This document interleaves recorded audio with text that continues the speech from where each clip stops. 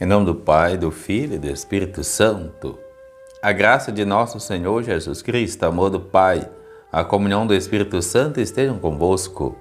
Bendito seja Deus que nos reuniu no amor de Cristo. Vamos à nossa formação litúrgica. Hoje a gente já viu várias coisas, algumas a gente repete a pedido de algumas pessoas. Hoje vamos ver a função do leitor. A gente já viu a função do acólito, do diácono. Qual é a função do leitor? Na procissão ao altar, faltando o diácono, o leitor revestido de vestes aprovadas.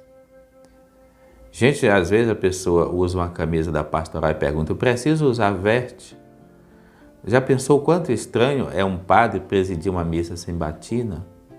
Porque ele é um ministro. Assim também você está exercendo um ministério. Isso exige, aquela roupa diz respeito da tua espiritualidade. Quando alguém sugere não usar a veste, ele está me dizendo da espiritualidade dele ou dela. Quer dizer, ele está muito mais preocupado com o cenário da visibilidade da sua pastoral, do seu grupo, do que servir a Jesus. Você está ali em nome de Jesus, não é da pastoral do dízimo, não, de nenhuma. Né? Você está ali em nome de Jesus, em primeiro lugar. Por isso, vestes aprovadas pela igreja.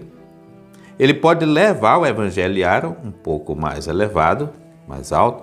Neste caso, caminha à frente do sacerdote, do contrário com os demais ministros. Isso quando o evangeliário entra já na procissão de entrada. Ao chegar ao altar, faz com os outros profunda inclinação.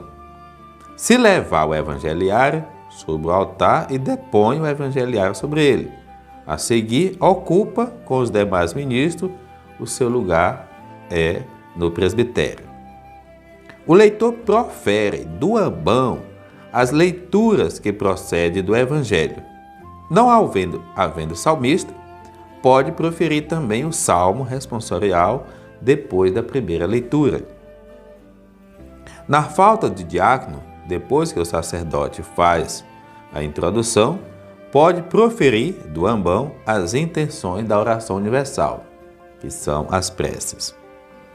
Se não houver canto à entrada e à comunhão, e os fiéis não recitarem as antífonas propostas do missal, o leitor as pode proferir no momento oportuno. Gente, então aqui nós temos dentro da nossa igreja os ritos de leitor e acólito instituídos. Geralmente eles são levados mais em consideração àqueles que estão no processo de formação para o presbiterato. Os seminaristas, por exemplo, eles recebem essas funções aqui. Na comunidade, a gente não tem esses leitores instituídos. Convém, então, a gente ajudar a preparar bem aqueles que vão fazer as leituras. Desde as leituras próprias, como também aqueles que vão exercer, como no caso as preces, ou como ele coloca aqui, até mesmo aquele que vai proferir o evangelho. Se o padre está presente ou se tem um diácono, sempre vai ser o diácono. Se tem um leitor instituído, que geralmente também é um diácono permanente, exerce essa função, vai ser ele. Do contrário, será, no caso do evangelho, o padre.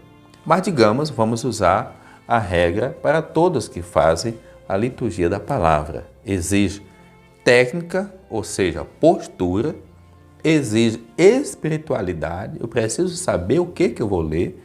Eu vou ler uma leitura do profeta, igual a gente lê um salmo, como também um salmo que é uma poesia, eu vou ler igual uma leitura dos livros históricos? Não.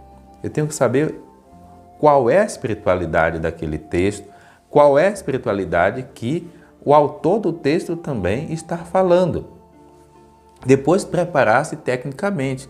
Há palavras que vai exigir uma tonalidade mais forte, um pouco mais fraca. Quer dizer, eu ter toda a consciência daquilo que eu vou fazer, desde a dignidade das vestes, a dignidade litúrgica, como também aquela atenção. O leitor não deve ser pego de surpresa ou viver aquela lerdeza no presbitério que provoca um atraso que pode quebrar aquela espiritualidade. É importante invertir. na liturgia da palavra, e isso exige preparação.